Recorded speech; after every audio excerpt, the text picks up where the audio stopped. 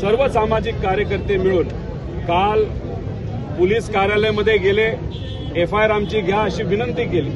यांच्या मातेली केली, पत्नीली केली, सामाजिक कार्यकर्त्यांनी केली, पानसरे परिवारातले सर्व जे लोक आहेत त्यांनी त्या ठिकाणी केली. पण दुर्दैव असं काल ती FIR झाली नाही. मग आज सामाजिक कार्यकर्ते म्हणून आम्ही सर्वजण इथं आलो पोलीस स्टेशनला. यांच्याबरोबर आल्यानंतर पोलिसांना आम्ही विनंती केली. 1-1.5 तास विनंती केल्यानंतर आम्हाला असं कळतंय, वरिष्ठांशी बोलल्यानंतर आणि मीडियाचा आणि इथं असणाऱ्या लोकांचा दबाव आणि महाराष्ट्रातलं सामान्य लोक जो काही पाठिंबा प्रशांतला विचाराला त्या ठिकाणी ते देत नाहीत, त्या सर्व दबावाच्या खाली येऊन आता हे FIR हे पोलीस घेत आहेत. ज्या पद्धतीचा प्रशांतला पाहिजे त्याच पद्धतीचा FIR घेतला जाईल असं म्हणलं जातं. म्हणजे अजितदादांच्या बाबतीत FIR साठी किती उशीर झाला, किती अडचणी आल्या हे मला आणि तुम्हाला सगळ्यांना तिथं माहिती आहे. महाराष्ट्राचे उपमुख्यमंत्री त्यांचा मृत्यूनंतर त्यांना न्याय देण्यासाठी महाराष्ट्रात पोलीस स्टेशनला अनेक पोलीस स्टेशनला जाऊन सुद्धा FIR तिथं होत नाही. मग आम्हाला कर्नाटकात जावं लागलं. मग आता उपमुख्यमंत्र्यांच्याच FIRची अशी परिस्थिती असेल तर अशा सामान्य व्यक्तीची काय? मग असा दबाव आणून अशा सामान्य लोकांना जर दाबलं जात असेल तर उद्या जाऊन कुठलाही लेखक पुढे येणार नाही, सोशल मीडियावर कुणीही व्यक्त होणार नाही. कुणी एखादा कला क्षेत्रातला व्यक्ती आपल्या कवितेच्या माध्यमातून व्यक्त होत असेल तो सुद्धा तिथं पुढे येणार नाही. का? आपला FIRच घेतला जात नाही, आपला आवाजच दाबला जातो. त्यामुळे हा संदेश देणं हे योग्य नाही. आता राहिला प्रश्न नावाचा. जेव्हा या पुस्तकाबद्दल पहिल्यांदा मला कळालं होतं माझ्या मनामध्ये सुद्धा शंका निर्माण झाली होती. पण शेवटी आम्ही पुस्तकं वाचणारी माणसं, विचाराची पक्की माणसं, संस्कृती असल्यामुळे ज्या लोकांना या बाबतीतलं माहीत होतं असे 4-5 साहित्यिक ज्यांचा इतिहासावर खूप मोठं काम आहे अशा लोकांची चर्चा केल्यानंतर त्यांनी आम्हाला समजवलं की हे नाव शिवाजी कोण होता, असं त्या काळामध्ये का दिलं होतं. आईवर ज्या पद्धतीने आपण प्रेम करतो, विठोबा रायावर ज्या पद्धतीने प्रेम करतो, आपल्या ईश्वरावर प्रेम करतो, जे लोक जवळ असतात त्यांना आपण एकेरी भाषेमध्ये त्या गोष्टीचा उल्लेख केला जातो.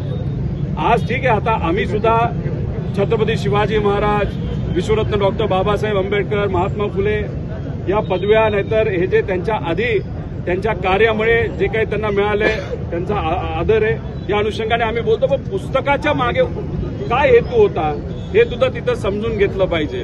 त्याच्याबरोबर श्री वाल्मिकी रामायण हे जर तुम्ही सर्वांनी वाचलं असेल त्या ग्रंथामध्ये सुद्धा प्रभू श्रीराम यांचा उल्लेख हा एकेरी झालाय. त्याचा अर्थ आदर नव्हता असं नाही, अतिशय मनापासून आदर, अतिशय मनापासून आस्था, प्रेम, ईश्वरावर प्रेम असल्यामुळे तिथं एकेरी उल्लेख केला गेला. त्यामुळे मग ते ग्रंथ चुकलाय असं आपण म्हणू शकणार नाही. तसंच हे पुस्तक चुकीचं असं म्हणून चालणार नाही. लढायची असेल तर विचाराची लढाई आपण लढू. आता जेव्हा कोश्यारी विश्वरत्न डॉक्टर बाबासाहेब आंबेडकरांबद्दल, महात्मा फुलेंबद्दल, क्रांती ज्योती सावित्रीबाई फुलेंबद्दल जेव्हा खालच्या लेवलला जाऊन बोलतात, आम्ही त्याचा विरोध केला. पण ह्या सत्ताधाऱ्यांनी त्याचा विरोध केला का? नाही केला. जेव्हा महात्मा फुलेंचा सुद्धा परत काही लोकांनी, नाही तर छत्रपती शिवाजी महाराजांचा सुद्धा जे भाजपचे प्रवक्ते आहेत दिल्लीचे त्यांनी अवमान केला, कोरटकरनी तिथं अपमान केला, तेव्हा कुणी आलं का या सत्ताधारीतलं? आता तुम्ही नारी शक्ती म्हणताय, मोठी मोठी आंदोलन वरून आला म्हणून आदेश आला म्हणून तुम्ही तिथं रस्त्यावर उतरताय आणि मग इथं महिलेबद्दल एवढ्या गलिच्छ लेवलवर बोललं जात असेल तर हे कसं तुम्ही स्वीकारू शकता? हा आमचा साधा प्रश्न आहे. म्हणून त्या अनुषंगाने FIR करण्याची विनंती केली, ती मान्य केली. तशीचा तसा FIR हे स्वीकारतील अशी आशा आणि असा विश्वास या ठिकाणी आम्ही सर्व व्यक्त करू. तर तासभर तुम्हाला त्यासाठी अगदी पोलीस निरीक्षक यांच्यासमोर बसावं लागलं, अगदी कुटुंबियांनी देखील आपली भूमिका मांडली. FIR तर आता या सगळ्या आग्रहानंतर दाखल होईलच, मात्र अपेक्षित कारवाई होईल असं वाटतं का? एकूणच ज्या पद्धतीने दाखल करण्यासाठी एवढे त्रास करून घ्यावा, इथं तर 1.5 तास बसलोय. अजितदादांच्या बाबतीत FIR व्हावा यासाठी गेले 3 महिने आम्ही झटतोय. महाराष्ट्राचे उपमुख्यमंत्री 25 वर्ष या महाराष्ट्राचे मंत्री राहिलेले अजितदादा, एवढा मोठा बहुजनाचा नेता, त्यांच्यावर अन्याय झाला अशी आमच्यावर शंका आहे. मग FIR घेणं हे त्यांची जबाबदारी आहे. पण तसं दादांच्या बाबतीत 3 महिने झालं FIR कर्नाटकाने ट्रान्सफर केला, पण अजून दुर्दैवाने इथे स्वीकारला नाही. ते म्हणतात आम्ही तपास नाही करणार, आम्ही चौकशी करू. म्हणजे शब्दाचा खेळ तिथे आहे. ते इथं 1.5 तास बसलो.